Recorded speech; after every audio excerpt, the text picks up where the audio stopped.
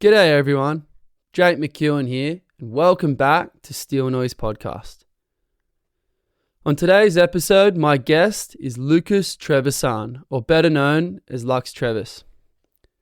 Lucas is a Brazilian-born, Sydney-based multi-instrumentalist, known for his fusion of funk, psychedelic groove, jazz, and Afro-Latin rhythms. Growing up in Brazil, Lucas was immersed in a rich musical culture, and he's brought this influence to Australia, which is ever present in the music that he creates today. Lucas is an absolute musical prodigy, and I cannot keep up with how many instruments the young lad can play. So let's get him in here and see what he's been up to lately. Let me introduce you to Lux Trevis.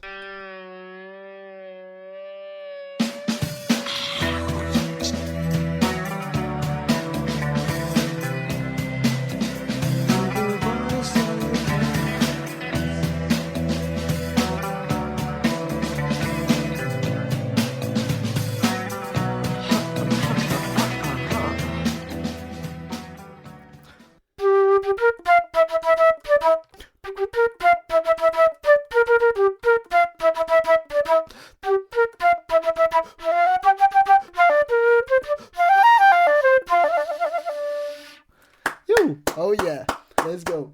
There's an entrance. Fuck yeah. Lux, How you doing, brother? good to see you, bro. You too. Thanks How for are you? having us. No, it's a pleasure to be here. Fuck yeah, mate. Stoked to have you. How good's that? That's a first on the podcast. Someone opening up with Open it with a flute. a lick. Yeah. So good. Oh yeah. What's been happening, mate? Just chilling there, just playing lots of music, Yeah. trying to play every day, been getting hella into just practicing and just, living life, I guess, trying to have fun. Sick, bro. Yeah. You guys not so long ago did an Australian tour, right? With the Condiments, is that right? Yeah, we did. So my good friend, biggest legend, Jacob Woods, he also organised the Milton Jazz and Blues Festival, but at the same time he was doing that, he organised for like 14 or 15 of us to go on a bus. We started off in Milton, went down to Pembula, that was our first gig. Then Phillip Island, another gig. We played at this sick warehouse zone some crew have there. Sweet. Played in Melbourne. Then went across and up to like Coober Pedy and the desert and Wow. shit. All the way up to Darwin. Went through some indigenous communities there. So Saw good. lots of crazy stuff. I'm sure we'll dig into Yeah, more yeah, of it yeah. later. But That's insane. it was epic. Like, Crew would have yeah. been tripping, huh? Like some of the indigenous communities would have never seen anything like it. Yeah, I a mean- little bit. Yeah, we were really trying to I feel like some people sort of go out there and they're want to offer them stuff, but I feel like we were really trying to learn from them and Yeah, yeah. see what we can do to help their situation, because a lot of we're out here in the East Coast and the cities and everyone's would like to fucking acknowledge whatever, and Yeah. people are just saying all this shit and everyone thinks it's all cool, but we were out there and a few days before we got there, this kid got shot by the police. Oh, And hectic. this mob was they were telling me there was this bit of land that they gave to the government a while ago, and now they were trying to sell it back to them, and Yeah. there's just still so much bullshit going on, and we're just trying our best. At least me, everyone had a different idea of the trip. One of the main reasons why I went on the trip was because I wanted to connect with that more. Yeah, and, yeah. I just want to try my best to facilitate for them whatever we can do to help them just be here, because they were just chilling here, and then the kooks came Blew on in the and birds, the fucking Yeah. blowings, Yeah, blowing you just know, took over. just Yeah, took over. But exactly. it was sick. They were really frothing on the music. All the kids had really good rhythm. They were fucking really good dancers. They were Really? twerking heaps and shit. Shut up, they were Yeah, into it. they were having a sick time. We went out, we got some donations for the tour, and then we bought heaps of food, brought some food out there to the communities, and set up the gig, had some jams with them, and they were really, really good players. And actually the communities were sort of chill, but a lot of Indigenous people, they've been like, first they've been fucked up by the system. Of course. Yeah. And then like to deal with that, a lot of them are like on alcohol or drugs or whatever, you know, because it's like there's all this trauma. And then like you give them the option to eat fucking chocolate and have Coca-Cola and like...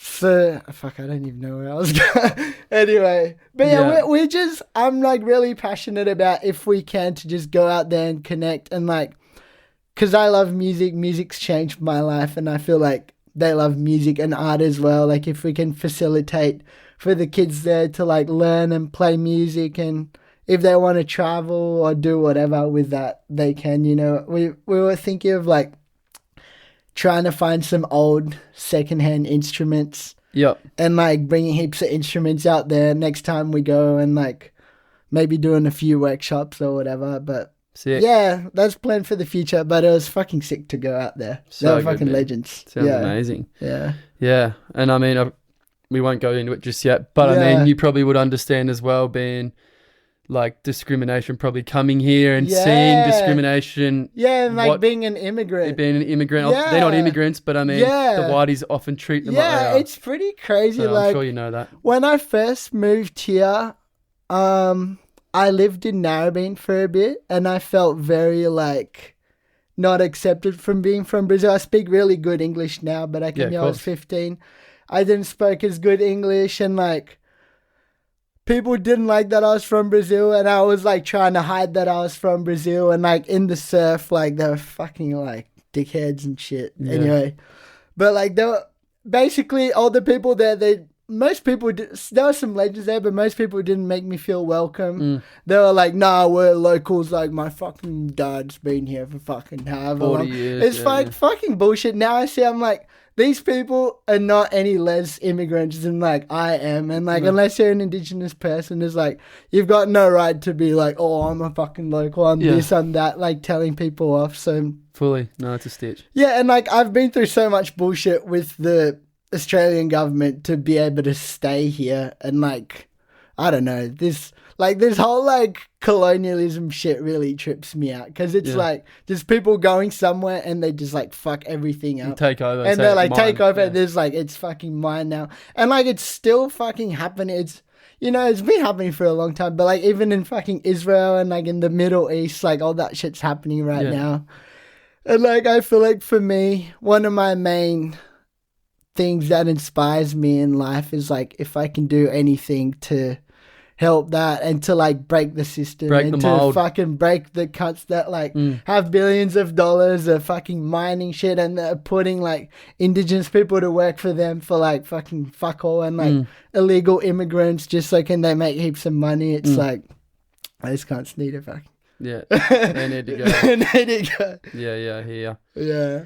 That just a little quick we met this elder called Ned. He was a fucking legend. I like that name. In this community, and he was saying how he like he's gone around the world claiming some Aboriginal artifacts back, and like he's just literally like rolled into museums in Berlin, and he was like, mate, you gotta give this shit back, otherwise I'll fucking put a spear through your leg. I was like, fucking claim back. It's ruthless, yeah. That's mine, boy. Yeah, it was like, bro, that's mine. It's like, give it back here, I'm gonna fucking steal it. Yeah. Far out, so, crazy. Ned. Sick. Nah, Ned was a legend. Yeah, he's like mad. An Indigenous, like, was he a bit of an elder? Yeah. Man, his skin was like fucking like as black as you could be. Like the crew out there, they're like still. A lot of them don't even talk English that much. He did. Yeah, I think he was part of the stolen generation. Like he said some fucked up shit when he was a kid. Like he was standing up to people, and they were like locking him up in rooms, like taking him away from his family and shit like that. It's crazy. So hectic. But yeah, he was like a really he's been an activist for a long time. And it was so crazy because they really made us feel welcome. And like, I feel like them saying as like the black fella mentality is not to like, they just want peace to everyone. They just want everyone to get along and like have a good time. Even with all the shit that's happened in the past, like they're still like chilling. So it goes to show what kind of, the kind of people that they are. Right? Yeah, it's awesome. Yeah, that's hectic. Yeah. Oh, that would have been a pretty wicked experience then. Oh man, it was fucking sick. I'm so glad. And Probably feeling pretty empowered after a day or yeah. pumped. Yeah, I'm feeling pretty pumped. Like I just feel like now I'm more passionate to. Sometimes, like, I don't even know what the fuck I can do to help the situation, you know? Yeah. But if I can do anything, I want to try my best. And Yeah. even just, like, reminding people, you know? Like, every time I play a gig, I try my best to just be like, guys, like, people have been living here for a long time. Like, let's, like, not forget that, you know? And, yeah, big up to any Indigenous people listening to the podcast right now as well. Yeah. And, yeah, always was, always will be. Word up. So good. What's that song by The Strides? The Strides? Do you know that one? Which one? This song goes out to the Indigenous of Australia. Yeah. Hold tight, brothers. Yeah. Yeah. You know that one? I think it's like Merwino or something. Yeah, that's one. And then My Mother, My Land or something. Yeah. That one gets me makes me skin crawl, that one. Man, I love The Strides. Hey, how good are The Strides? So when they played their last gig, they were down here. Yeah. And I hung out and like one with a couple of the lads. Yeah, got chatting to them and stuff and was just like, boys, like, yeah, I got this podcast. Would you come on? And they were like, yeah. And I've been in cahoots with them. Oh, yes. Get them on the podcast, bro. That would be sick. They're coming down, I think, I think they're playing New Year's Eve. Oh, I'm pretty sure we're doing a gig on the 29th of November at Bun on the Ridge. Jacob's organising a big, like, reggae festival. Wow, I'm so there. So, yeah, that'll be a sick one. Yeah. Man, sick. I love the guys from The Strides. I actually just recently... I'm working on this new EP at the moment. Yeah. It's going to be released on the 1st of August. I don't know if the potty will be out by then. Yeah, it's out. Yeah, it'll be out by then. Yeah. Yeah. Fucking 7th of August, cuz. No, yeah. When's it releasing? 1st of August? Well, yeah, so 1st of August we're releasing this EP and it's me and my partner Abby at the moment. She's on the kit. Yeah, she's on the kit. Oh, how's and she's hectic. She's some the of those best. vids of yous. Yeah. When they're like The they're full- just fucking just stanking out to Yeah. Yeah. Yeah. What's that big The tuba. The tuba. You're just Yeah. Yeah. So good, man. Oh, I've been man. loving that, and you've got the raps. You're It's looking chank. It's loving so good. it. Slumber Party. Yeah. Sick name. Yeah, man, I fucking love Abby so much. She's the best. Like, just best mate. And she's just the fucking, like, heaviest drummer. Like, You're she's just like good. the dynamic duo, aren't you? Yeah. Oh. So good. But yeah, she's hella into like drum and bass and jungle, which is some shit. Sort of like from the UK, but it came from the Jamaicans there was big immigration from the Caribbean to the UK. Yep. And then like they had these really big dub and like reggae parties there. And then it sort of evolved into a more electronic thing. Sick. And that's sort of like drum and bass and jungle, and that's like big influence for this album. And also heaps of Latino stuff as well, because, you know, I'm from Brazil, and Abby also loves Brazil. She went traveling South America for ages. Sick. And we got Blacker from The Strides, like the real big roster dude. Yeah, he's like rapping on some of the tracks. I'll show it to you. So keen, bro. Yeah, it's so keen. And yeah, we're actually doing an EP launch party 1st of August in Marrickville. Right. There's anyone I personally in Sydney. You'll be away, yeah. But I'll be sure that some crew might be. No, this podcast will be. Yeah, I mean, it's like it's going to be a few weeks until it comes out, but it'll be out, so then we can ham it up a bit. Wish I was there. Oh, it's have to send me a link. There'll be more. Yeah. Yeah, we've been doing heaps of stuff in Sydney, which has been good. Sick, dude. Yeah. All right, well, let's just rewind the clock a little bit. Yeah, so I'm going way too fast. No, there's no fast. There's no structure, bro, for however you want to roll. So you just mentioned you're from Brazil. Yeah. Born in Brazil? Yeah, born and raised in Brazil. Was born in São Paulo. Yeah. Fucking big Babylon, big city. It's like 25 million people there or something. Holy it's crap, like whole population of Australia, something like that. Oh, yeah. And like it's a pretty fucking hectic place. There's like lots of tall buildings everywhere. No stars in the sky. Mist on the horizon. Like smog. Yeah, just like pollution. Yeah, It's yeah, a very like grimy, like dirty place. A Mm. lot of crime there, a lot of like drugs and like you don't really walk on the street at night. Like, sometimes you sketchy, do, yeah. but you don't go wandering around because it's very sketch. Really? Yeah, very sketchy. And but yeah, at the same time, I fucking love it so much. I used to not like it because I thought it was fucked, but now I see it with different eyes. Now and you go back. Yeah. yeah, at the same time, there's a lot of good things from there. And also, I grew up there most of the time, but on the weekends, my parents, they would take me to the beach, which was like 3 hours away. So most weekends we would leave on Friday night and come back on Sunday. We go to this place called Ubatuba. Some surfers might have heard about it. I think I've heard of it. Yeah. Some really beautiful place. Kind of like here, just in the sense of like how chill it is and how much nature there is. And Yep. waves are definitely not as good, but Yeah. it's, it's really nice. Like it's very tropical. It looks a bit like, I don't know, like Tahiti or something, like big mountains. Yeah. Beautiful, huh? Yeah. So, I grew up in the city, but also had this like nature thing Aspect. going on. I feel Yeah. like both things are a big part of like my personality and what I do Sweet. and shit. So You did so schooling and everything there. yeah, it's cool. I moved to Australia when I was 15. Right. Me and my mum. My parents split up when I was like 5 or something, so I moved here. Yep. Just me and my mum. Is dad still in Brazil? Yeah, my dad's still in Brazil. He's fucking making butter now. He's like, You still in contact with him and like you go and yeah, stay with he's him a and that? legend, man. He's Yeah, the cool. best. He's like muso, surfer, stoner, Sick. fucking sick cunt. Sounds Yeah. like it. Sounds like it. Yeah. Sick. So you did up until 15 in Brazil. Yeah. What kind of area did you grow up in? Like, was it I was like pretty lucky. Like my family, I mean, for Brazil, you could say like well off, but it's not really well off. Like, somewhat middle class? or yeah, something, middle class, But like for here, it would probably be like not Yeah. that. Like especially my dad. So I also like my dad's side of the family didn't have much money, but Yeah. my mum's side of the family, like my grandpa, had a business and he did pretty good. That's probably the only reason why I was able to come here in the first place. Yeah. So it was cool growing up like that because my dad and my grandpa, actually my dad's dad, he was a composer. So he wrote some really famous samba songs. Really? Yeah. And like he was most of his life sort of a musician and didn't have much money and was very like left wing, like influenced by art and culture and shit. And I grew up around lots of music in that way. And then on the other hand, my mom's side of the family, my grandpa, he like worked really hard and he was very like pro like money and family and it's like you gotta like look after your family and build a home and shit like that.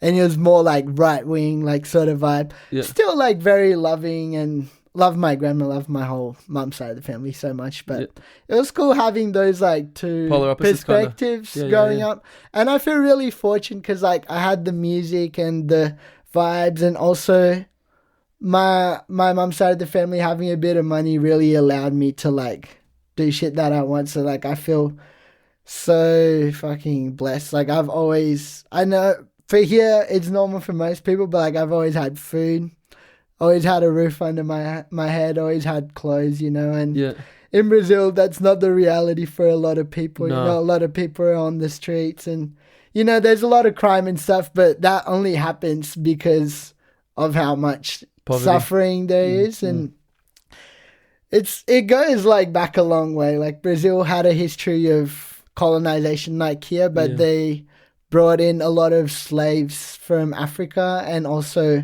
enslaved the local indigenous population. as they do. Yeah, and then over a long time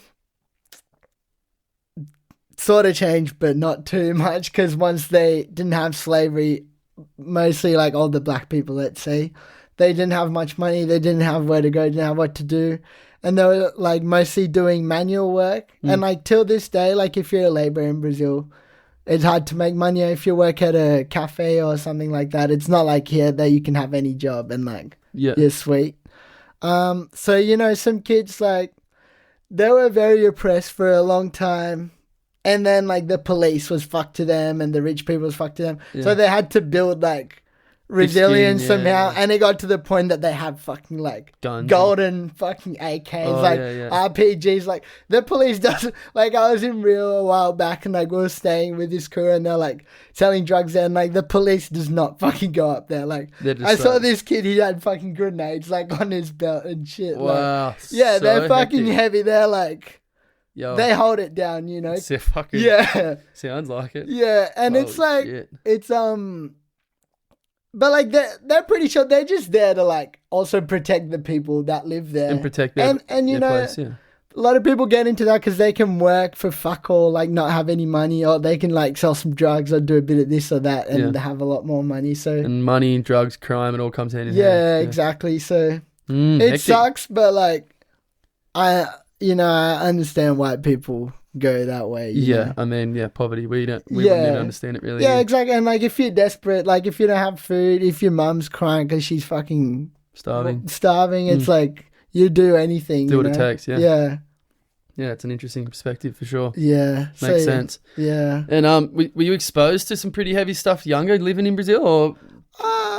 Yeah, I guess so. I was pretty like lucky, I'd say, that like nothing's happened to me personally, That's but good, yeah. definitely like a lot of fear was Yeah. like instilled in me to some extent. Because like the TV, You just like you just see heaps of shit all the time. But like I think the TV is a bit twisted. It's of course. pretty fucked. But also hearing stories, like there's some pretty bad stories. You know, people get fucking kidnapped, people like this, that, whatever.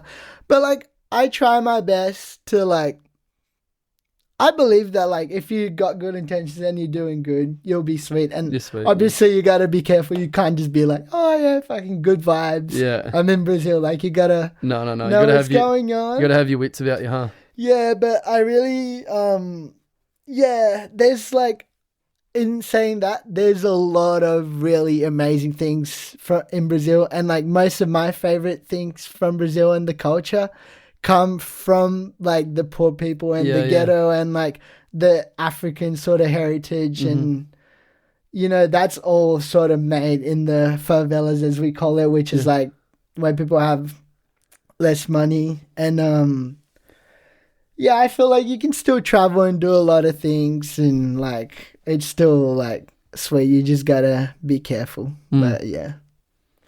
And so what eventually brought you to Australia? Like what was the point where you decided to move here? So I moved here because I think a lot of it was because my mum, she like really wanted to live by the beach because we lived in this hectic city. She wanted to live by the beach.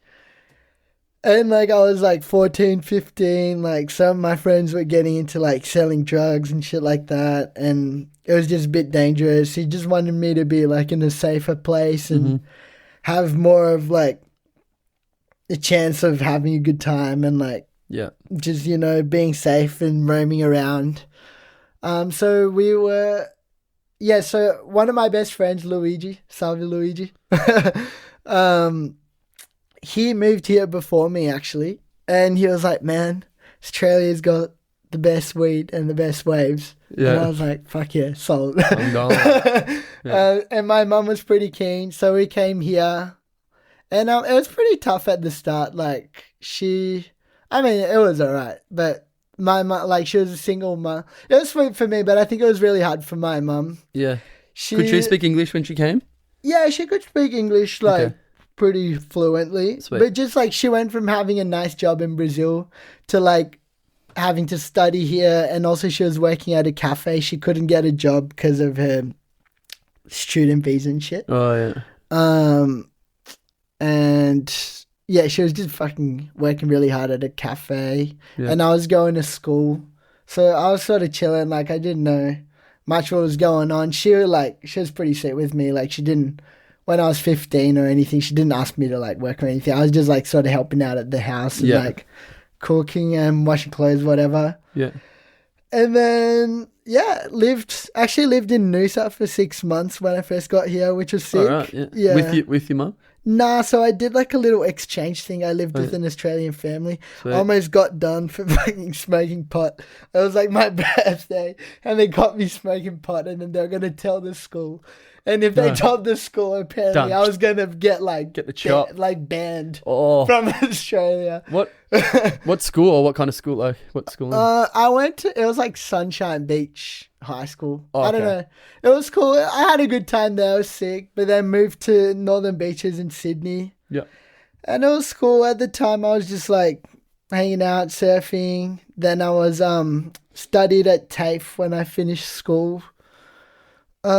Like had a few bands, and I was always doing music. I was like started busking when I was pretty young, started playing gigs when I was like 17, 18.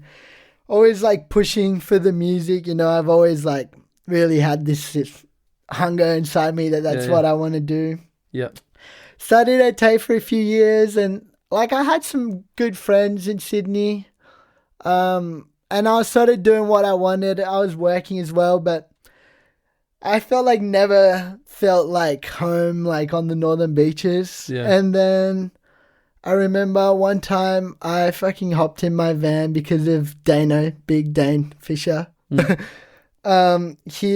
was living down here with Lockie, and came down here with my mate Luigi as well, actually. Yeah. And as soon as we got down here, I was just planning to like have a bit of a holiday in the van for a few months. I was working really hard in Sydney. Saved up. I was like, just have a few months to chill. Then came to Dane and Lockie's house, and literally a day later, it was like COVID lockdown. Like everyone locked down. Mm-hmm. And then I was like, oh, I'm not going to fucking go back to Sydney. He's like, what the fuck am I going to do there? Yeah. So came down here, was living with Lockie and Dane in Manana, and fuck, just had the best time. Started meeting heaps of legends. Never felt like so welcomed anywhere as much as here. I really love this place. Like everyone's been super nice. As soon as I got here, I met like Jacob from the Condiments, met like Tolshawn. Yeah. Just called him up. He was like, oh mate, like I heard you're in town, like let me know if you want some gigs, like hook me up with some gigs, like straight off the bat. So good. Went surfing, like everyone was so nice in the surf, like especially compared to Narrabeen, like everyone there. Fuck, I remember one time this dude, I was like surfing a finless board or whatever, and like it was a fucking shit day. I was like 1 foot, like 2 foot onshore. And this dude was like telling me to go in, and I was like, I don't give a fuck. Like I'm not going in. I fucking live here. Like I'm just fucking having a surf. Yeah. And he was a fucking pro boxer, and he fucking like had a mad go at me on the beach. I was like, oh sorry bro, like I don't want to cause any trouble. Had a fucking almost fucking beat the shit out of me. Just because I was riding a finless board, and I was like, oh, this fucking sucks. Yeah, it seems pretty eggy up there, eh? Yeah, but anyway, but yes, I feel like since coming down here, everything just like really fell into place for me, you know? And our mate Gagey was throwing some bush doofs and some parties, like started throwing some parties down here, like the Magic Meadow and Weasel Star. And that was sort of the environment that I wanted to play in a fair bit. So it was like a really good experience for me to play like on a big sort of stage, like in the bush where everyone's dancing and getting loose. So good, man. Yeah. You know, it's really good. Actually, talking about that, maybe I just have a quick little promo vibe or some flute. Have a little flute, whip, mate. Yeah. Little flute whip, and then tell some people about some gigs coming up. Yeah. Whip in, bro. All right. I'll play a Brazilian tune. I'm keen to dig into some more of the Brazilian tune and explain to people a bit later on. But for now, just give them some music. All right.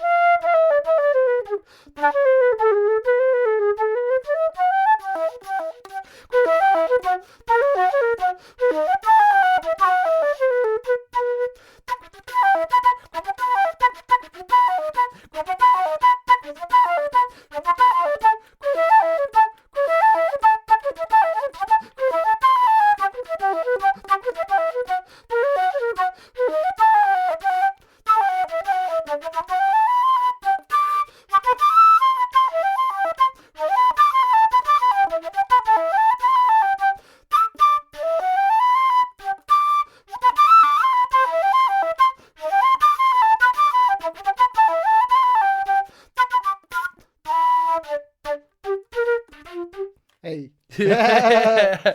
I was almost going to pick up your little thing here and start pandeiro. Fuck yeah. That was sick, bro. Fuck yeah. Holy mackerel, your fingers are like, it's almost a blur. Whipping it out. Holy crap, that's sick. Is that a Brazilian tune? Yeah, that's a Brazilian tune called Cabeceira Mon Amour by Sivuca. Yeah. It's a 4/4 tune. Actually, I just dig into this real quick. Go on, yeah. I fucking love Brazilian music so much. Like, it's been also cool to move here and then to go back and be like, fuck, like, I feel so blessed to have grown up in Brazil. Yeah. And over there, we have a lot of different genres of music. My favorite ones that I like, that I think, I guess, well, the most famous ones as well, are like samba, which I grew up playing with my family, which is this thing here. Just give people a little squeeze of some samba. So that's the pandeiro. And samba was like, a lot of this music from Brazil came from the African diaspora. Yep. Which was the, the people, the slave trade coming to Brazil. And then it's crazy because, like, they came on boats with, like, nothing. You know, it would be the most fucking heinous boat ride of all time. For sure. We're fucking scorched for fucking years. And they managed to keep these, like, African traditions going and these rhythms and singing. And they were not really allowed to drum and stuff, but they managed to do it. And they also had a really strong spiritual thing going, which is in Brazil is called candomblé, which is like, you know, I'm like generalizing a lot because Africa is huge, but a lot of these people from the East Coast, like, they mixed up their gods and spiritualities and stuff. And there's this religion, you could say, I guess, called candomblé, and a lot of the music and singing comes from that. And, like, a lot of what they do is just play music and sing, and they connect, like, to the entities and the gods, like, through music and dance. Yeah. And I feel like that's always been really connected to the music, at least for me. Like, I like having music and, like, spirituality really connected, because I feel like music is the most powerful language we have. Like, you can go to fucking China and you play something, like, people will get it. If you play something that sounds shit, people are going to be like, this is weird. The universal language. Yeah, everyone can understand it. So, you know, these African people, they kept their rhythms going, and then they got access as well to instruments like flute and guitars, and they were, like, mingling a bit with the Europeans and also the native indigenous people. Yeah. And that whole mix of everything, you know, some of the chordal instruments from Europe, like those African rhythms sort of all mixed up together to shape up some of what people know as Brazilian music. So grew up playing samba with my family, which is, there's like a lot of percussion, singing, this little guitar called cavaquinho. And yeah, the samba rhythm I played before. So most Brazilian music's got this feel sort of like, which is a very African thing. Like, we went to Morocco last year, and like they have a similar feeling. Or if you go to Cuba or other places where they have the African diaspora. Influence, yeah. So I showed you the samba thing. It's like got the bass drum goes like one, da boom, boom, ba, boom, boom, ba. So go. So that's the samba feel. There's also forró, which is very present in the northeast of Brazil and like Pernambuco and other states.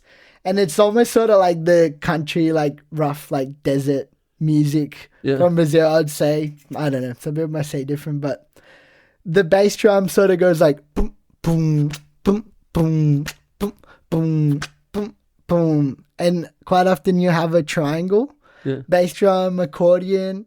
And that tune I played was a forró tune on the flute. Right. And also we have choro music, which is basically like samba but it's very instrumental. Samba is more like singing. Choro, I'd say, is like an instrumental version of samba. So that's what I've been getting hella into at the moment, actually. Is get back to your roots. Yeah, playing choro and trying to bring that here. You know, I've got my own project called Lux Trevis, if you guys want to check it out on Instagram and whatnot. Got all the gigs coming up there. Actually, can I have a quick little promo Go, bro. moment. What's your full name? Is it Lucas or is it actually Lux? It's a fucking handful. It's Go. Lucas Donato Trevisan Pinheiro. Gonna put that on the podcast because I don't know if I'm gonna be able to put that one in. Nah, it's not gonna fit on the Spotify caption. I don't reckon it'll fit. And I don't reckon I'll be able to spell it. Just like, what is this? A bunch of letters. Wow. So wait, say it once more. Lucas. So it's like Lucas. So my mom, like, I have both my mum's surname and my dad's surname. Okay. My mum wanted me to fucking keep all her Keep it all. So she was like, yeah. But it's alright. Whenever I go to Service New South Wales, people are like, what? It's like Lucas DT. Is that good? I'm like, yeah. Could you repeat that for us, please? Yeah. But you just go like all your music's under Lux Trevis, hey? Yeah, Lux Trevis. That's probably the best way to find. And we've been throwing a lot of parties under Jazz Duff. So if you go on Instagram, Jazz Duff as well. Yeah. Find some shit. Been doing a lot in Sydney. And also a bit of like South Coast, like not too much in Wollongong. I like to do more stuff there. Mostly Sydney and down here as well, I reckon. We're having the Jazz Duff, the big Duff, on the 12th to the 14th of September. If people want to come down. Should be a really good party. Lots of like really heavy jazz musicians coming from Sydney. Is it all jazz? Nah, actually, a lot of it is not jazz. But I actually would like more jazz there. But most of it is like, I'd say, original music that is very influenced by jazz, but also very influenced by modern stuff. Like there's this called Kosher Groove, which they play is basically like house music, but all with like live instruments. Yeah. So a lot of the vibe that we do is like electronic music, but with live instruments. So a lot of hip hop and drum and bass and like house and like I feel like a common thing is a lot of people in these bands are like really into jazz, and a lot of people went to the the Conservatorium of Music. Yeah. Which I went there for 6 months and I fucking bailed. But I'm gonna go. Is that a uni? Yeah, it's the Conservatorium of Music in Sydney. It's a university. Yeah. It's fucking sick. Like the teachers there, really good. Sick. And you just play music all day, every day, and learn about it. That's just basically. Yeah, you're not doing just your generic topics at all. You just music. That's it. Yeah, pretty much Sick. Just music. I really enjoyed going there. I needed a break. Like sometimes I'm in there and I feel like I could be doing more useful things as anything, But doing your own stuff. Also. A lot of the teachers there are really good, and I think my favorite part about it is the teachers. Like they're fucking legends. Like they used to be loose as back in the day. Like they're just fucking like old jazz musicians, Sick. But I just have a quick little promo moment before we get too deep. So in August, some crew from Wollongong were playing at Wombara Bolo on the 9th. Sick. With That'll the be a free condiments? gig. No, with my band, Just Lux Lux Trevis. Trevis is So playing. mostly I'll share Lux Trevis. The Lux stuff, yeah. my stuff. Yeah, picture. Which is like most, a lot of instrumental tunes that I write. Very influenced by Brazilian rhythms, but also like, it's like very good to dance to, I guess. Yeah, like it's the good. music, yeah. I got a couple of your records out there. So fuck yeah. Yeah, so doing Wombara Bolo on the 9th, doing a little solo set at Bannisters on the 10th at the Pavilion. Yeah. Oh, I'll be doing actually with my girlfriend Abby, most Tuesdays in August in Sydney at the Vanguard. You can check out as well Cracked Susie's on Instagram. She's fucking dope. Oh, so we're doing, I said before, but 1st of August, Slumber Party gig. On the 23rd of August, playing with the Midnight Tea Party at the Markville Bullet. Those guys are fucking sick as well. Midnight Tea Party, check them out. Yeah. Doing down here, Bar Yuki on the 30th of August. We're going to try and do the last Saturday of every month, I think. It might change a little bit, but... At Bar Yuki? Yeah, Bar Yuki, we'll do a gig there, playing like... jazz and funk and Brazilian stuff, all sorts of groovy tunes. Yep. So we're having the Jazz Duff in September. Also playing at Bloomfield and Dragon Dreaming, which is some other stuff in September. Yeah. And I think that's it. Weasel Stock, November. Oh, yeah. I think that's good. That's plenty of stuff. I'll be there. Did the promo. Have a chew on that, everyone. Yeah, that's a good one, eh? Yeah. Love the Weasel Stock parties. Yeah. So good. Sick, man. Sick. Oh, well, good. Yeah. Okay. I'm going to be away for a little bit of it, so I'll be on catch up in September. Yeah, nice. Yeah, you're going to Mexico, eh? ¿Está hablando español, chico? Olvido mucho. Nice. So Yeah, what how much time we got? We're still. Oh no, there's we no got time. Ages. There's no time limit. No. Wait, can I keep diving into some of that Brazilian chick? Because I really love it. I want music. That's what this is all about. Get it happening. Yeah. So we got some choro, some forró, some samba, got some frevo as well, which is like it actually took me a while to get into that. It's like they have lots of brass instruments in this one spot in Brazil in Olinda. And like they play heaps of snare drums, like fucking tubas, trombones, fucking trumpets, all that sort of shit. And Brazil's got a really strong culture of playing music on the street. Yeah. Which I fucking Carnival. love.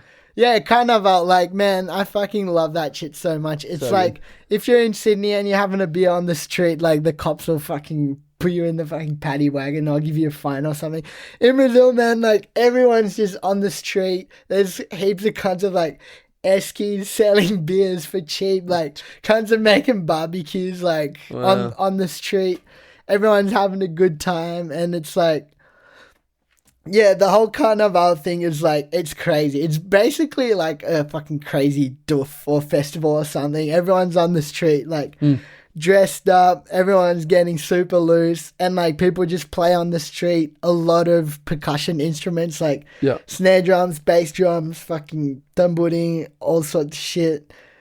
And it's like people practice sort of all year round to just like go and party and play on the street. And yeah, I think it's so sick. Like the whole, like the samba school. So in samba, there's this really big thing called samba schools, which like they have a parade as well. There's one in Rio and one in Sao Paulo, which is like the big one. And it's even like a competition and stuff. Like samba school is going to win every year. And they go on the avenue and like, man, it's like an orchestra of percussion. Like they just rehearse the most like hectic like rhythms and shit, and they're just like just fucking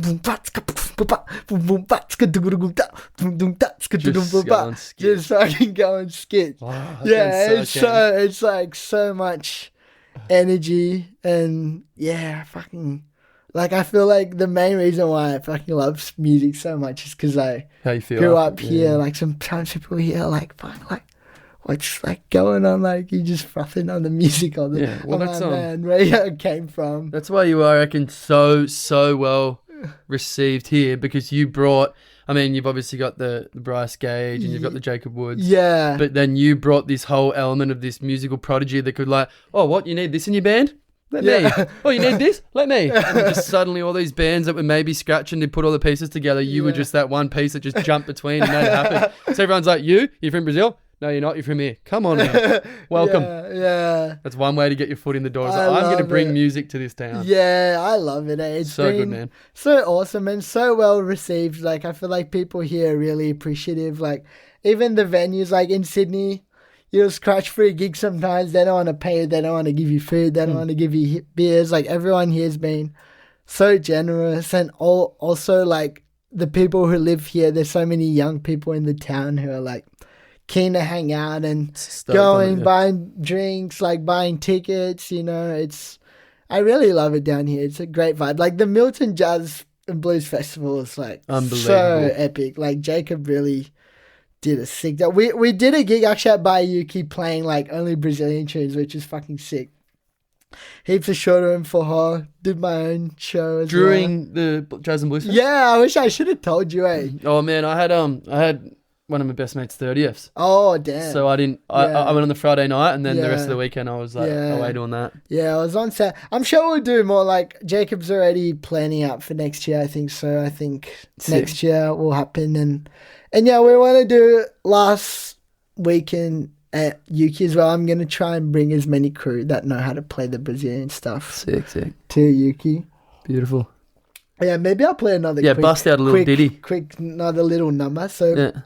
this tune is from this guy called Leandro Tigrão, which fucking feel like this guy actually really changed my life. Like he might be the best flute player I've ever seen in my life. Yeah. And he lives in Salvador now, from Brazil.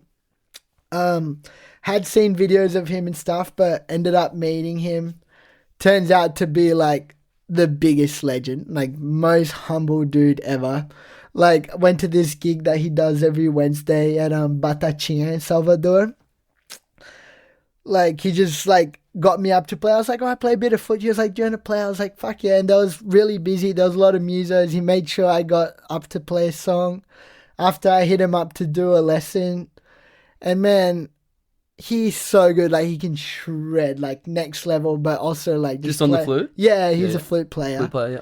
And like I thought he was teach me all this complex stuff, but he was like, man, you just need to put the metronome like really slow, and you got to play as slow as possible. Like make sure your technique is just like the best it can be. On point. Yeah. Yeah, and that has really changed my musical journey. I think since having that lesson with him, I've been like practicing every day for a few hours. Also, another thing I realized, I was like, over the last few years, like if I want to get good at playing, like all the best players I know, they practice like 2, 3, 4, 5, 8, 10 hours a day sometimes. Yeah, like there's some nutcases out there. Yeah. But I'm trying to build up as much as I can. Yeah.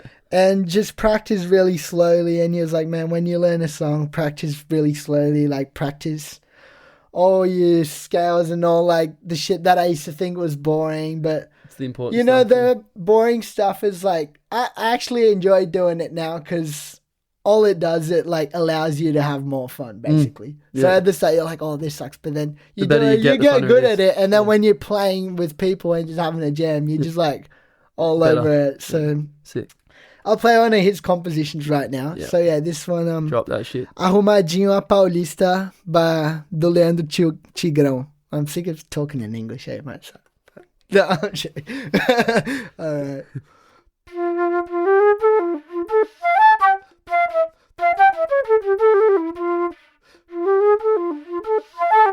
Wait, sorry. I gotta fucking make sure the flute's right to play this song. All right. Go again, son. Yeah.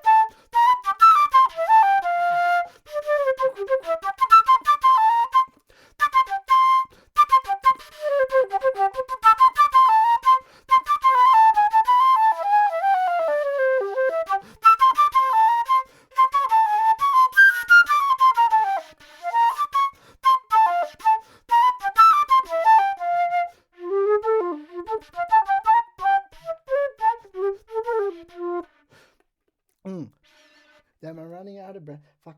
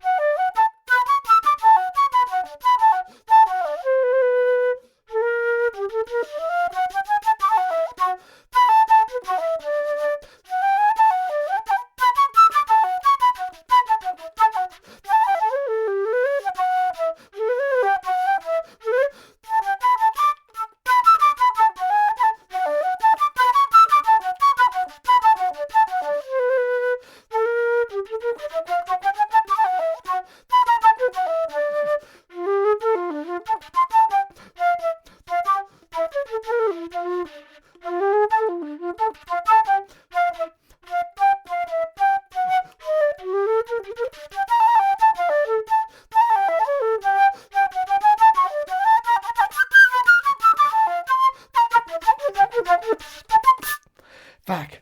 Whew. Man. Sorry, Chigaro. I hope I didn't butcher that too much. You nearly passed out then or what? Yeah, no, I'm almost passing out. I should have listened to him. Should have gone a bit slower. Holy mackerel. But yeah, I fucking love that shit. How long does it take you to learn a song like that? Man, I love this. I learned this one just by ear and just by listening to the... I try to learn most songs by ear. I'm pretty bad at reading, but I've been trying to learn how to read because it's a good skill to have. But it took me like a few days. But once I learn a song, as Chigron said, like I try and put the metronome really slowly. So like I can sort of play that song, but I was still fucking up a fair bit. So I tried to, when I'm practicing, I put it like very slow to the point that I can play like as perfect as possible. Okay. And like when you're playing really slow, you can really like hone in on your technique, and like you basically want your movement to be like as little as possible, and you want it to be as effortless as you can. Like as soon as you're playing fast, you start like tensing up, and then like you're gonna play some stuff wrong or whatever. Yeah. So yeah, it didn't take me too long to learn that. Like most of these tunes, they have a form that's like A, B, and C. So it normally goes like A, B, A, C, A. So I normally will learn like the A part, get that down, then learn the B part, get that down, then learn the C part, and like put it all together. And then blend it, yeah. But yeah, I'm just really trying to have the discipline to like not play fast and not rush. Right. And, you know, I love music when it's played. So I feel like sometimes when you play fast, like you impress people that are not musicians or whatever. But I feel like it's a lot harder actually to play slow rather than to play fast. Because when you're playing slow, all of your mistakes and your sense of timing is really clear. Yeah. So it's like if you're just playing fast, like people don't know if your sense of time is actually that good. But when you play slow, you can notice it more. Yeah. So yeah, just try and like practice slowly, and then just like slowly build it up to speed. And there's like this is a shorter song, and choro is this really famous musical genre in Brazil, and there's like a really big list of songs that people know. So if you go to a choro gig, like most of the time people will let you play and sit in if you know the song, because it's a bit of a thing that like you wouldn't play unless you really know the tunes and know what you're doing. And like if you play and you don't know what you're doing, they'll probably be pretty off it. It's like if you rock up to a place down here and you paddle on a bomb, you just like there's these people out and you just keep paddling past everyone and you just get a bomb. Everyone's and you just like, keep no, like, bro, you ain't up to this. Get out of here. Like, so you know, if you dedicate and stuff, people don't even care if you're that good. It's like more if you're committed to it and like if you've put the time to learn the song. So cool. Yeah, so it's sick that if you know these tunes, you can like go to all these places and like people will know accept the songs. Come on in, you can just be like, oh, let's play this tune, like let's play Shaggy, like, and people will be like, sick. They love it. Yeah, and my favorite composer, which is probably like the best composer. Who would you say your greatest musical influence is? This guy you were just talking about? It's hard to say. He's a big influence, especially as like flute playing goes. What was his name again? Sorry. Leandro Tigrão. People call him Tigrão, which means like big tiger. Tigrão. Tigrão, the flute tiger. Yeah, he's like insane, man. Like, wow. His rhythm, his technique, like everything is really mind-blowing. So he's been a big influence for me, I guess, especially for the fact that I got to meet him and hang out with him and like see that he's like a really humble guy. Like the more I travel around the world, because, you know, I've been over the last few years just traveling, just chasing music, like been to Morocco, been to Colombia, London, been all over in Brazil, been to New York as well. That's like, I was really into surfing for a while a few years ago, but now I've been just like pushing in that direction more. Soul music, yeah. Yeah, and like there's exceptions. There are like some good players that are dickheads, but most of the guys that I see that are really good are normally like really humble as well, because you get humbled by your instrument or by other people at some point, you know. It's always someone better. So yeah, and like, you know, you see all these people, like when I was younger, I wanted to like, I don't know, be famous or whatever and be like, have been a famous band and like play to all these people and play in these festivals. But the more I travel, the more I meet legends that like not many people know about, and they just live purely for like the music, and they're just really good, and it's like all about community and who's around you. And you know, sometimes you get people that are like in famous bands and they get famous when they're young and they think they're the fucking top shit, and like shit. Yeah. you just like get stuck in that. And you know,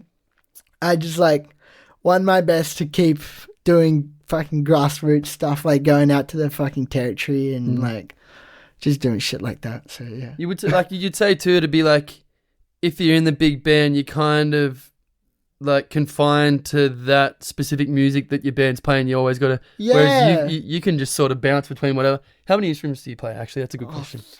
Like, actually, how many? All right, that I can. I would say I can play the flute, the guitar, the bass. Those are probably the main ones. I really like playing the bass. I grew up playing more guitar, but I feel like I'm actually a better bass player because I really love like just playing a groove and just repeating the same thing like over and over. And I feel like I love when bass players do that. And just rhythm section players in general, like conga players or drummers, like when you just really get locked into like a riff, and you know, like people can fucking solo, fucking sing, do whatever they want. Like, I love being in the rhythm section. Yeah. So yeah, I love playing bass, guitar, flute. Drums? Can you play the drums? I've seen you play the drums. Man, I wouldn't say I'm a drummer. Yeah, but I I've like seen you if play the someone drums. asked me to do a gig on drums, I'd be like, I don't know. I've seen you do it. But yeah, I feel like there's the instruments I'm most confident with. I played sax for a few years. Yeah, I swear you were rocking on sax last time. I was playing sax for a few years. I've sort of gone off it a little bit because I've been diving deep into like playing brass instruments. So my only thing that I've been learning is been playing the trombone and the tuba. Is that big thing? Yeah, you the hold? tuba is like the fucking big. So Do you have these instruments? Do you have them? Yeah, I do. Yeah, so Oh, I got a sick. tuba. It's funny, like I bought this fucking tuba. I went to London, saw this dude like playing the tuba, and I was like, "That's fucking next level!" Like he was just like, boom, boom, boom, boom, boom, boom, boom. I was So like, champ, "That's man. badass as Yeah, fuck." yeah. So like, I love playing bass, and tuba basically is like a bass, Right. like horn. Okay. So I was like, I want to get a fucking tuba. So after I came back from traveling, I had like $1,200. Found a tuba on Marketplace for like $1,000. I was like, you know what? Fuck it. I'm just gonna fucking buy it. So bought it. Was a bit slow on it for a while, and now since I got back from traveling in Brazil, I just been fucking pumping it. Like on the trip, I was playing the fuck out of the tuba in the bus. Yeah. Poor friends, I was just like doing long times in the bus all day. We actually had this thing that like to wake everyone up. Because sometimes I had to leave at a certain time. Like, you know, we went up to fucking Darwin. Like, we had some hours. Ks to do. So people liked me waking everyone up with the tuba because it's like really deep noise. It's just like, so it's almost like a didgeridoo or something. It basically is a didgeridoo. What? Like a tuba is like a didgeridoo with valves that you can change the notes. Hard to play? I mean, I'd say it's hard, yeah. Like, if you haven't played... I feel like I had a bit of, like... You know, because I've been playing bass. I know what I want to play. So, I think it is hard to play, but I think because I've learnt other instruments now, I sort of know, to some extent, what you need to do to get better. Like... You know, if you just pick up a guitar, you probably like listen to fucking, I don't know, who knows, fucking Led Zeppelin or something. You just want to shred straight away.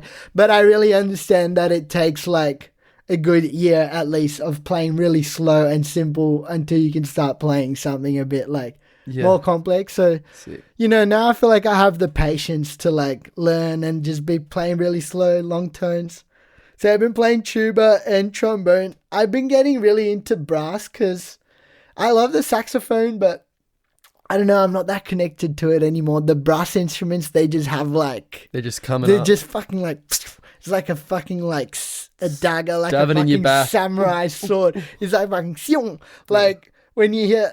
I've been listening lots to salsa music and which is like a lot from Cuba. Salsa is a bit of a generic word, but it's like from Cuba, and there's heaps of salsa in Colombia, and I was in Colombia for a while. Yeah, it's fucking Did you go sick. to I went to Cali.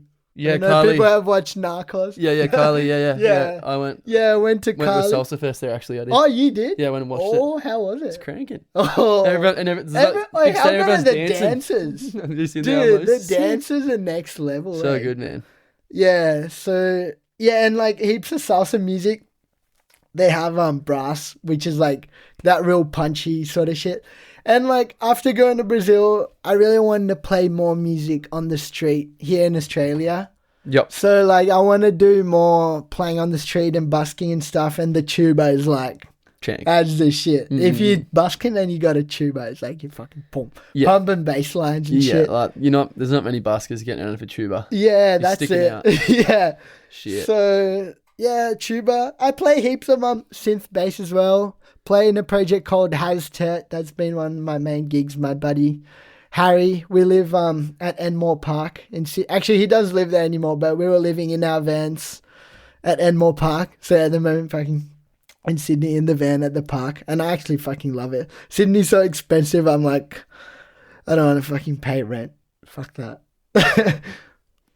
Fuck that. Yeah. That's sick. And so what you can DJ as well. I've seen you do that kind of. Yeah, I love DJing. I want to get more into DJing. I've actually been collecting heaps of CDs because I think I want to start playing with CDs because ideally I want to play with vinyl, but vinyl is really expensive and I live in my van, so I don't really have a place to store heaps of vinyl. Like, you see vinyl DJs, they roll up with a fucking shopping trolley of shit, you know? Fully. But CDs have like really high quality, like way better than a lot of the music you download online, and they're like really cheap to buy. Yeah. But yeah, I really like DJing. You got decks? I got some shitty little ones, yeah. But yeah, I was off DJ for a bit, but I want to get back into it just because like mostly when I DJ I play like salsa and Brazilian shit because like that shit goes hard on the dance floor. People think, like, you want to hear fucking stump, stump, stump, but when you hear that, like, the fucking congas, like, just fucking hits you. Yeah, fucking oath, bro. Yeah. So good. Where do you keep all your shit then? Like, does it all, you jam it all in the van? Man, I got a tuba in my van. I got a tuba, fucking trombone, a fucking... You got the Man, lot. I said my girlfriend's going to break up with me over this tuba one day. She's like, right, get your tuba out of the bed. That's where I sleep. Yeah. She's like, thank God she's a muso. She gets it. Yeah, but, that's sick. All in the van, bro. But yeah, my mum lives in Manly at the moment. And she's got a garage, so I keep heaps of my shit there, which is like a lifesaver. If she didn't have that, I don't know what maybe I would rent like a storage space or something. But yeah, I feel like I got room in the van for everything that I need. It's actually been really good living in the van because like stopping me from just accumulating shit that I don't need. Yeah, fully. You know? Simplifying. Yeah, I feel like the van really keeps me living a simple life, which I fucking like. You know, people like work their ass off and they just fucking buy all this shit and it's just like pointless. Just garbage. Well, you got a house and when you move out, you're like, what is all this crap? Why have I got this? Yeah, I know. It's a bit like that, eh? Yeah, and it's very sick living in the van, like, just, you know, I'm always in a different spot. You know, really suits my lifestyle because one weekend I'm here, one weekend I'm in the Gong, one weekend I'm in Sydney, another weekend I might be in fucking Cooper PD or Darwin. Who knows? Fucking on the move. Yeah. Yeah. The trip was hectic. We were just like in the swags.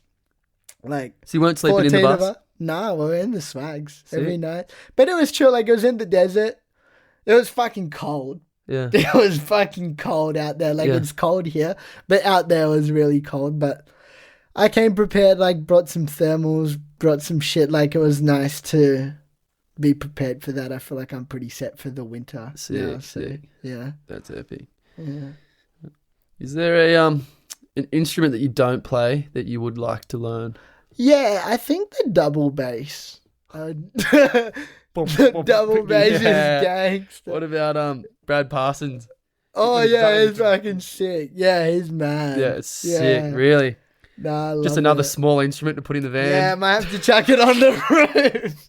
I have to get one of those pop, those rhino, the little pop things you stick all your stuff on. Yeah. Oh, but crap. that's a bit of a long tow a shot. trailer. Like, I'm really frothing. Like, another instrument I really want to get more into. I play a bit of drums, like congas, we call it atabaque in Brazil. Just basically any drum with a skin they play with your hands, you know.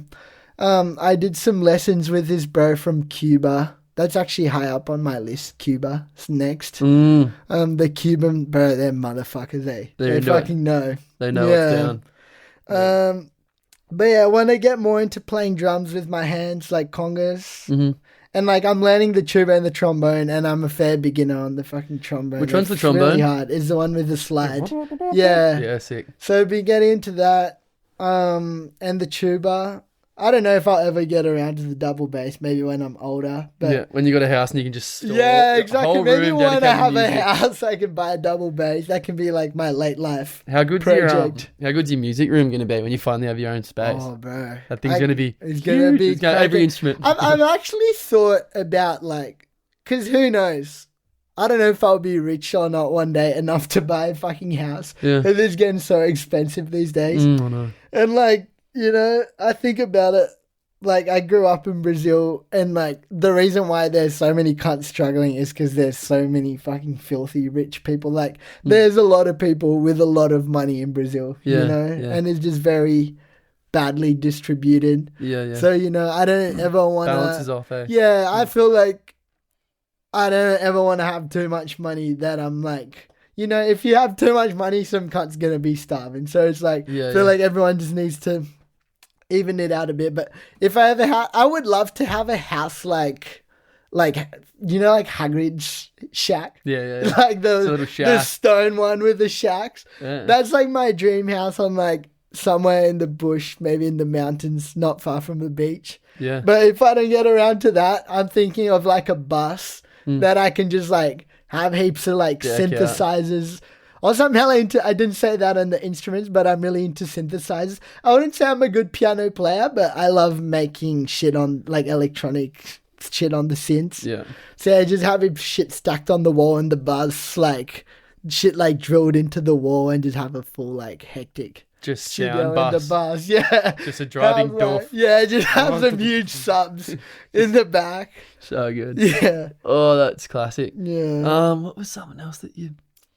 Just trying to think of instruments. Have you got any interest in like playing like violin or the cello or anything like that? Not really, eh? Yeah, cool. I'm more of like like brass and percussion vibes. So the cello's cello's something I'd love to learn. Yeah, oh fuck yeah. It's fucking dope. Just the music that I listen to is mostly like I really like brass and like love flute, love guitar. Yeah. Love double bass, mostly because of like jazz, I think. I fucking love jazz so much. Like it's made to go and study sick jazz and I went to New York as well. That was another trip, man. New York's fucking crazy. Yeah, I want to go. Yeah, it was so sick. Like it was pretty fucked. Like we were staying like the only spot we could find was in Newark, which is like this town a bit away in New Jersey. Yeah. And like there's just so many crackheads on the street. Oh. Like me and my girlfriend were like the only white people there pretty much. Like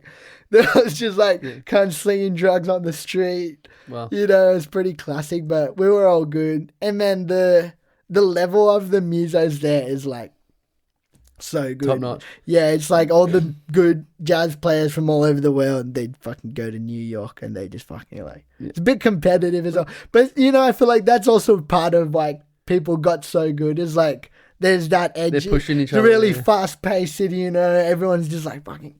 Driving, pointing up. Yeah. Have you ever been to New Orleans? Nah, I'm glad you said that because I wanted to talk about that. I haven't been, but that's high up on my list. Yeah. Hopefully fucking Trump fucks off. Yeah. But I really want to go there. New Orleans is so sick. Like they have a huge like culture of brass instruments there. Mm-hmm. And that's like where jazz was created pretty much, In New Orleans? For me, yeah. Right. I mean, I'm not the biggest jazz history person. Like, I'm really into it. I don't know as much as I should know, I guess, but I'm learning. Yeah. But, like, fucking Louis Armstrong's from New Orleans. Like, all the old cats are from there. That's where... So, here we go again. That's where one of the biggest migrations of Africans was to. Yeah. New Orleans. Same thing happened in Brazil, in Salvador and Bahia. Like... That's where the heart of the music is. They got the in soul. A way. Yeah. They just have it, man. It's crazy. You see like some black motherfuckers playing, dancing. They're just like grooving, and you see the fucking white people. They're just walking around like scarecrows. Yeah. They just got rhythm, man. They got it. Like white people don't have it. It's a millennial thing, you know. I mean, at the same time, I feel like there is some amazing white musicians out there, of course, like, and there's really good musicians of all sorts, but I feel like as a community as a whole, that, and don't get me wrong, there's definitely some black motherfuckers out there that fucking don't know how to play. It goes either way, but like as a community, like they just have it. And that's another place I want to travel to heaps is West Africa and like Ghana and Nigeria and stuff. Get back to where it all came from. Yeah, where it all came from. They just got that rhythm. It has to be rocking there, doesn't it? It has to be. Wow. So yeah, but yeah, New Orleans, fuck. Can't wait to fucking go there. Get there, bro. Yeah, it's hectic. You need to. Yeah. What was the first instrument you ever played? I probably would say it was percussion when I was a little kid. Yeah. Because my family was playing around and my dad and shit. But I started playing guitar when I was 7. Yeah. And I got really into metal. Because my family was playing samba and Brazilian music. Yeah. And I was like, oh, fuck it. I was like, I don't want to know about this. Yeah. I was just like cranking the fucking distortion and shit, But yeah, actually, if you look up on YouTube, whoever's made it this far, if you look up Crush's Heads on YouTube, there's videos of me when I was like 8 or 9, like playing like Black Sabbath and shit. Really? So that was like the first thing I got really into was metal. Yeah. And then had a band with a mate for a few years. And when I was 11, I sort of started falling out of playing guitar and I started making hip hop beats. Oh yeah. You can also check that out. I've got a SoundCloud if you look up Trev's Beats, like Trevs beats. Right. There's heaps of beats I made when I was like a teenager, like 12, 13 till like 15, 16 or something. Yeah. And that was really good for me because when you're making beats, like you're making the drums, you're making the bass lines, you're making the chords. And I didn't know shit about music theory, which is really cool. I think music theory is fucking awesome. And like I've gone fair bit into it like after a few years, but it was really good for me to have a long time of making music, not knowing that at the same time. You know? I think like both are good. So I was just exploring and I was just figuring shit out using my ears. Yeah. Just making beats, was collabing with some rappers in Brazil. So yeah, I was doing that for a few years, which was really sick. And then I moved to Australia and they had music at school. We didn't have music at school in Brazil. Oh, really? No, which fucking sucks. That's strange. I know, it's such weird. A musical country and there's no music. I mean, I'm sure some schools have it, but I feel like a lot of schools don't. Right. But yeah, that's when I moved back here. That's when I started playing guitar again. I remember I actually broke my foot fucking riding a motorbike. Right. And then I was like at home, had nothing to do. I was like, I'm just going to fucking buy a guitar again. Just got back into it. And yeah, and my whole vision at the start was like, I just want to make beats, but with instruments. Yeah. And then I was like, a lot of hip hop like samples old jazz records. So they'll just get an old jazz record, chop it up and then like make it into a beat. Yeah. And I was like, I got to learn how to play jazz to make beats. And then at that point, like I didn't realize the depth of the dark hole I was getting into. You didn't realize now how I far don't you even like. You can't even see out anymore. Yeah, I just want to play jazz. I don't even make beats. Yeah, you can't even see out of the hole. Yeah. Yeah. But in saying that, we're doing actually I think I forgot to say this. We got a hip hop night every Friday night in Sydney at the Trocadero Room. It's 11 till 1 a.m. and it's free entry. So Sick. whoever's in Sydney want to hang on Friday, if you go to a gig, you can go there later or whatever. So yeah. So good. Wow. And yeah, like, do you ever hope to try and get, you know, I mean, I don't know if it's the same thing, but DJs will kind of get like a residency. Do you guys have like a residency anyway where you... Yeah. So it's cool. Like we have this residency every Friday night, and like we're doing the Bayuki thing once a month. Yeah. I'm keen to try and get people out there that want to give me gigs. Yeah. I want to have more residencies, like maybe even once a month. Yeah. Because like if you got once a month at heaps of different spots, then like I don't need to fucking worry about booking gigs all the time and shit. Yeah, you can just have your circuit. Yeah, so yeah, I want to do another residency, maybe on Tuesdays. This is a bit loose yet, but I want to have a weekly gig in Sydney in the West, playing Shorter and Brazilian music. Yeah. I'm still scoping out what venue we're going to do it at, but I've reached out to like 1 or 2 places, but I feel like that'll happen in the next few months. Yeah. So yeah. Just manifesting that. Yeah. It's chill. Like we're bringing some good shit to him. And you're bringing the heat, yeah. Yeah. And like we've been putting on fair few gigs in Sydney now. Like heaps of people have been coming to our gigs. Not like crazy, but like it's nice now to feel like we're doing shit and we're put on a gig and like we're going to sell tickets. People are going to come, yeah. Yeah, and it's crazy. Like before I moved down here, I was trying to do that and I felt like I was just paddling against the rip. Like nothing was flowing, and I think the main reason is because I didn't have the community. I really believe that like community is like everything. You can't do shit by yourself. Like once you have a lot of people that are keen on a similar thing, then that's when like you can make shit happen. At least that's been my experience, you know? Yep. No, it's... And yeah, music is sick because like the more I grow, the more my mates will grow, and like it's like everyone pushes each other. It's not like whoever sees it as a competition is fucking dumb, because like the more everyone goes, it's better for like everyone. Yeah, you know, everyone's just kind of carrying each other. Yeah, it's a collective. Yeah, exactly. Yeah, and that's how we're doing the jazz doof stuff as well. It's like we just want to get all these local bands and shit to just hang and play together. Yeah, you know? Sick. Yeah, keen. No, oh wait. So wait, Jazz Doof 12th till 14th of September. September, that's right. Yeah, I will be here for that one. In the bush down here would be fucking sick. Tickets are only like $100 or something. Sick. Try and make it cheap as well. How many days? 2 days. It'll be like Friday, Saturday, and Sunday, like until like the Arvo. So Friday, Saturday night, and Sunday a little bit. Yeah, sick. Yeah, sick. What's your favorite gig that you ever played, or what's your? Oh, that's a good question. Like where you've just come off just like on the biggest high. Damn. Wow. I think one of the main ones might have to be when I played. I mean, it wasn't even the full gig. I got up to play a song with the Strides at the Magic Meadow.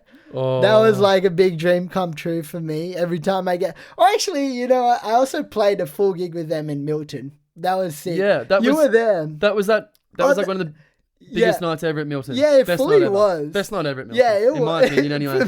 for me as well. I'm like, so I'm biased because I love the Strides, but that was like, I've just been such a big fan of that band. So good, man. And like Nick Garbett, the trumpet player. Yeah. He sort of like runs everything, and he's just like the fucking biggest legend. And he's just like always hooked me up, helped me out like as much as he can. He's a fucking sick surfer as well, and his parents live in Bendalong. Yeah, I met him the other night. I was chatting with him. Oh fuck it. Yeah, he's a legend. So yeah, that was really epic. It's a highlight, yeah. Also playing a gig that was really important for me was I played with Mildlife. Do you know Mildlife? No. They're a really sick band from Melbourne. They're actually they're doing pretty well. They're pretty big right now. Yeah. They play like instrumental, like not only instrumental, but it's very like electronic sort of stuff. Yeah. And I supported them in Sydney, and like most of my friends came, like even people from down here came, and it was just like I just had so many friends there, and I just felt really appreciated, supported in that moment. Mental. So yeah, those are sick. And another recent one was when we played in fucking Cooper Pedy. Yeah. That was loose as fuck. We played in front of the spaceship. There was like a couple there and maybe two other chaps. No way. And like, it was just the most hilarious shit. Like, Because- we were getting so loose. We ended up eating some acid. Well, It was in the middle of the desert. And there was a couple and they were there like the whole time. wow. And we were just going so... Because there was no one that were like, we don't give a fuck. Like, we were just jamming do the whatever you fuck out. want, We were yeah. like, didn't give a fuck. And like, it was just so... it was just so funny. Proper authentic Yeah. time, eh? Yeah. Like, No holding back. yeah. And like, that was just... Oh, we met this... Oh... we met this guy called Costa. And he was like, yeah, fucking... Come back to my... He was talking to my girlfriend because she was playing drums. Just like, yeah, come past my joint tomorrow around the corner. It's like, I'll give you a couple of drum skins and shit. And he was just like... He just rocked up and he was just like this big dude wearing like a fucking high-vis jacket. Like, most classic dude. We went up to his place. Like, his wife was like brewing some fucking like baby dogs in the corner. There was like a fucking pirate like ship out the front. Wow. And like, he just like, it was the biggest like junkyard sort of vibe. And like, we went in there, it was super dark in there. Wow. And they were definitely like on the fucking meth or the crack or something. They were like pretty tapped. Wow. And he was just showing us his shop and he like was fucking selling opals. He's like been mining opals and shit. That was pretty crazy. Wow. Crazy. That sounds like a pretty fascinating place, Cooper Pedy. Yeah, it's fucking sick. There's some weird energies there. Actually, this girl, Freya, his Jacob's girlfriend, said something really interesting because she was like, because people have been mining there so much for opals, it like feels like the land's got a bit of like a cursed vibe, you know. They've like just been fucking butchering the land for so long. Yeah. Wow. Holy crap. But yeah, Cooper Pedy. It's hectic. I felt like I was like at Star Wars. Wow. That Felt like so full good. Star Wars vibes. Yeah, it was hectic. Alright. Have you ever, well, like, this can go in a number of forms, but what would you say your biggest fuck-ups ever been? Like, it could be, have you ever been playing a gig and like something's busted or? Man, I think like my biggest fuck-ups that I feel bad, it's like when I do something to people and it makes them upset. I hate being upset. And I've had a few experiences with like women making them upset, and like I feel like girls go through a fucking rough time just being a woman in general in society. Yeah.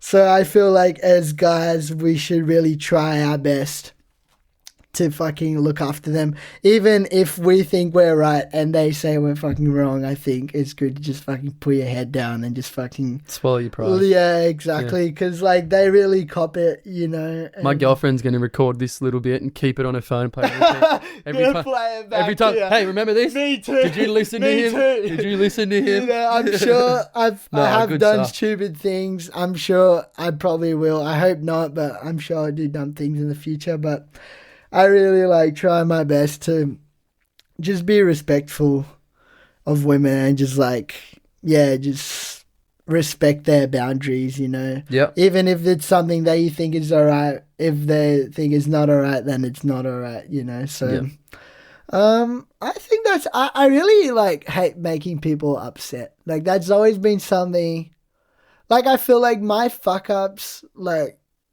you know, if I fuck up to be honest, I feel like my fuck ups at gigs actually have been some of the best things that have happened to me in my musical journey. Yeah. Because you go to a jam or a gig and then you fuck up a song and you just like, fuck. And you just like That's how beating yourself up. Yeah. And then you go get in the fucking shed, like just practice the fuck out of that song. You're like, I'm never going to fuck that up again. So right. I try, like sometimes I'll be somewhere that I could play or I could not play. And like sometimes I'm like most of the time these days I'm happy to sit out. But if I go and play and it's like a bit out of my depth and the musicians are better than me, you know, it always like seems to work out in a good way, even if I fuck it up, because it'll make me go home and like strive to be better. Yeah. But yeah, I think like my fuck off. Yeah, I mean, I feel like I've done sort of alright. I feel like my main thing is I hate like making friends or family or girlfriend upset. But you know, sometimes you can't make everyone happy as well. No, so it's so important to make yourself happy. That's fair. You gotta make yourself happy before you can make everyone else happy to That's some exactly degree. right. Yeah. You're always a mirror of what you're feeling, aren't you? Yeah. And I mean, well, it's all kind of tied in together, but like any regrets, I guess you sort of explained that really, haven't you? Yeah. Man, I try. Like, you know, I do. Like, I've got some regrets, but I feel like, you know what? We're all fucking human. We all fuck up. I feel like doing bad things is bad, but like, you just gotta fucking learn from whatever you do and don't do it again. I feel like if you do something stupid and then you just brush it off and then you keep doing it, I feel like that's the problem. But, you know, everyone, like, I feel like the only way to learn sometimes is like if you do something stupid, because then people tell you something, you're just like, oh, whatever, but then you do it and then you're like, oh, fuck. Wow. So yeah, crazy. I feel like that's it. I try my best to be forgiving of people as well, or if like my friend's done something that I think is not right, like I try my best to like be like, mate, like, you know. Yeah. Check yourself out or whatever. Yeah. Check and that. you know, we're all here to help each other, and yeah. I'm trying my best to like be supportive of people. Like I grew up moving around so much.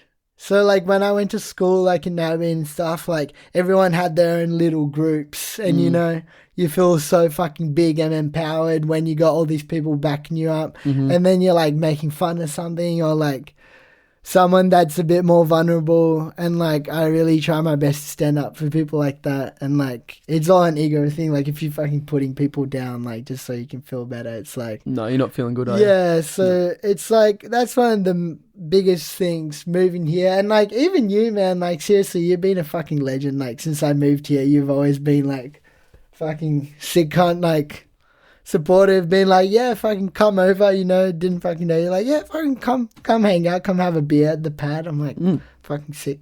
Yeah, well, Yeah. mate, Here we are. you're a good lad, and like again, like Yeah, like it's you've got a good presence, and you like bring people the gift of music. Like you've come to this town and just gone, given so much talent and so much. You've brought entertainment, like people, awesome. in a small place like this. Like obviously there's a lot of it, but just in the last 5 years, especially since COVID. But up in the earlier years growing up here, we were begging for entertainment. We were begging for music. Everyone was shipping north and going elsewhere looking for that. Fully. And now it's just here. Man, Boom. it's popping. Like out of any country towns I've been to ever, like I feel like Milton is the best one for music. Absolutely like, cranking. You know, Sydney, Melbourne are really good, but like to go to a town as big as like Milton and have a festival like that is like pretty fucking unheard of. Exactly. This is the spot. Yeah. Oh, also shout out to fucking Kim and Neil Walsh. Oh yeah. Fucking legends. Lived with Sophie when we were together in Menyana. Yeah. They were also a big part of me being here. They were the biggest legends, like just having me live at their house for free. Kim was always making us dinner, fucking, you know, doing everything. So have a lot of love for them as well. And Jai as well. Jai was good always family. fucking really good family. So big thanks to them. Yeah. Well, I've done quite a bit of time with them. Jai's one of my best friends. Yeah. And so they're like a second family to me as well. So I know exactly the feeling. Yeah. What do you reckon, would you say is the best advice you've ever received? Oh, fuck, I was going to say that one that old mate told me to practice slowly. Slow down. But yeah, I think that's actually really good advice, because in society, we're just always like, move, productive, be more productive. It's like, do we fucking need like more shit? Like, we don't need more fucking houses. We don't need more fucking anything. We need everyone to like chill the fuck out. Back. Just chill the fuck out.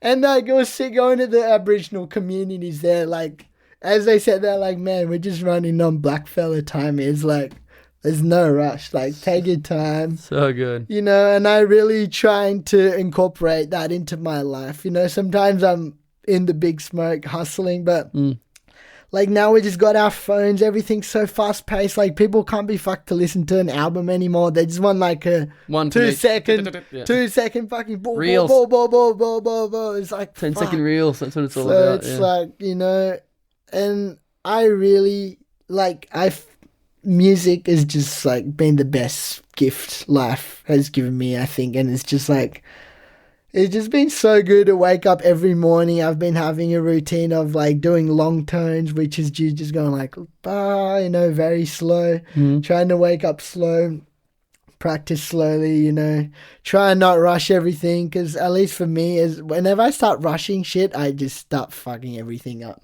Like, even before when I played that song, I was like, oh, we're in the podcast, like, we're recording. I started speeding up. I started fucking up the song. Like, I played the same tune this morning when I was chilling at the beach, and I did a lot better. So it's like, when you're playing music, you're on the bandstand, you're just always trying to stay relaxed. Like, yeah, keep it cool. Who gives a fuck that there's a crowd there? It's not about that. It's just I mean, I didn't notice.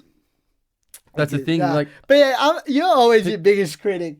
Like, when it comes course. to music, you know, I'm always like, because you know, I feel one time someone said that to me. It's like everyone heard what you did, but you heard what you wanted to do. Yeah, you heard what like you couldn't do that you wanted to do. Yeah, and people didn't hear that. They just heard what you did. So it's like they're like, that's cool, but you know, like where you wanted to be. Yeah. But exactly. It's all right. You can only do whatever you're doing. Well, what's this? What do you reckon?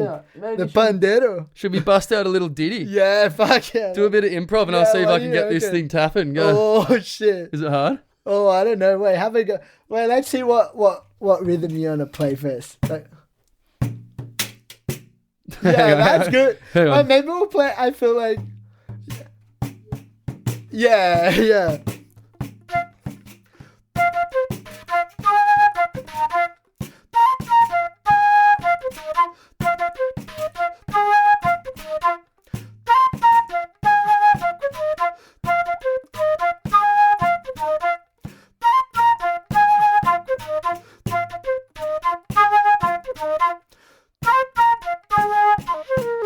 That's the one. Fuck yeah. Yes, bruv. Fuck yeah, thanks, that's Lucas. That's Everyone, the shiznit by Lux Slipper. Trevis. Hey, thanks, brother. Thank you for coming in, bruv. Such an honour. It was the thank first time you. we've had some live music on the potty, so Fuck yeah. stoked, bruv. Also, everyone check out. I think it's called "Got Me High Tonight" or something. Oh, Dude, we got this song on Spotify that Jake fucking sings on it. Go Lux Trevis, you'll check it out. That one was crazy. Yeah. You're like, oh, yeah, ready? You come out and you're just jamming a bit, and you're like, yeah, just bust out some lyrics, and I'm just like thinking it's a piss take. Next thing you're like, hey, bro, that song that we made. I'm like, wait, hang on a second, what the hell? You produced that shit? Holy crap!